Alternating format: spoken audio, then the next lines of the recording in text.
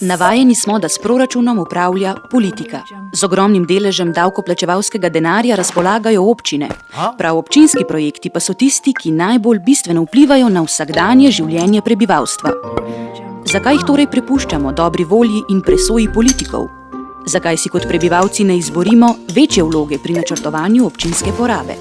V praksi je tako imenovan participatorni proračun videti enostavno. Občani, ki najbolje poznajo težave svoje skupnosti, najprej pripravijo in predstavijo predloge. Sledi analiza izvedljivosti, ko občina preveri, če so predlogi finančno in zakonsko uresničljivi.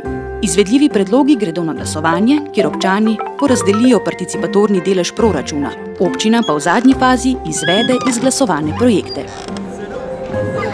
Zato imamo tako zglede številnih dobrih praks, kot tudi zakonsko podlago.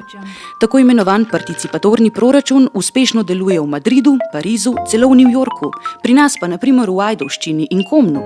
Participatorni proračun veča politično participacijo, krepi odnos med odločevalci, civilno-družbenimi organizacijami in ljudmi, ter seveda zagotavlja bolj pošteno in učinkovitejšo porabo javnega denarja. Čas je, da ga uvedejo tudi v tvoji občini.